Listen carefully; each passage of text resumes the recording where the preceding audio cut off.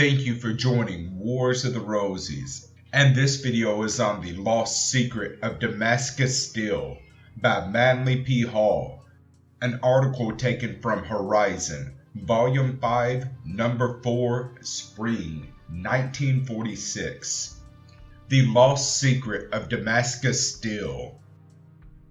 The most celebrated of the lost arts and sciences of antiquity are the secrets of the Tyrian dyes, the mystery of malleable glass, and the formula for the working of Damascus steel. With our modern tendency to depreciate the achievements of ancient peoples, it is now regarded as proper to deny the existence of ancient mysteries or else to depreciate their importance.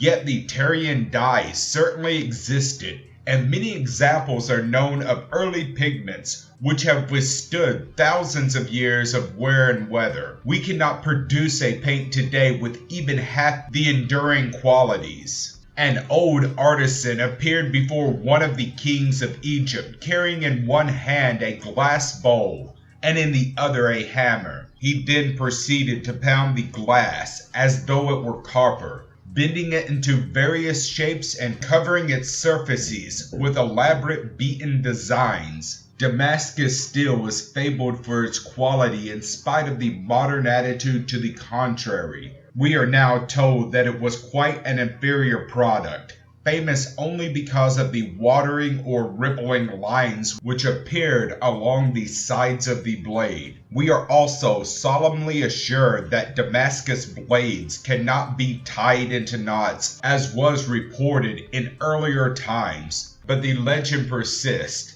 and in recent times efforts have been made to restore the lost formula.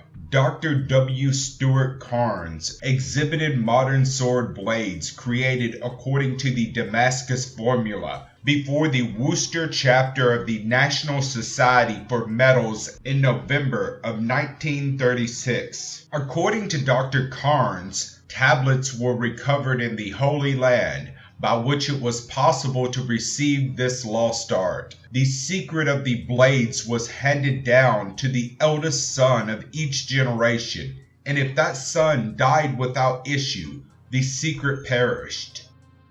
When the time came to make a sword, the artisan would select a giant Nubian slave, and they would go out at midnight into the desert. Here a charcoal fire was built, and the bellows was manned by the slave.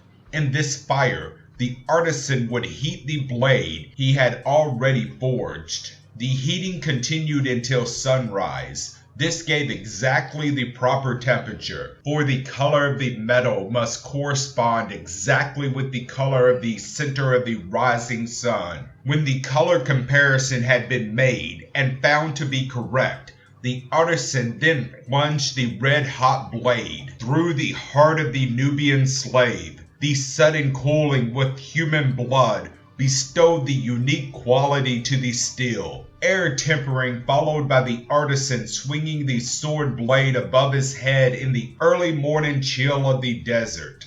Dr. Carnes, without the use of the Nubian slave, accomplished this tempering by a solution similar in its constituents to blood, and made his comparison for top heat temperature by the old method of the rising sun. The sword blade was sufficiently flexible so that the point would touch the hilt, and the doctor shaved the hair from his arm with the blade. As further test, the Damascus steel was hammered through sheet steel and was also used to cut slices from steel spikes. After the experiment, there was neither nor damage to the razor-like edge of the blade. We are reminded of the sword of Saladin, the Saracen emperor. It is said of his blade that a feather, floating in the air and falling upon the blade of the sword, was cut in half.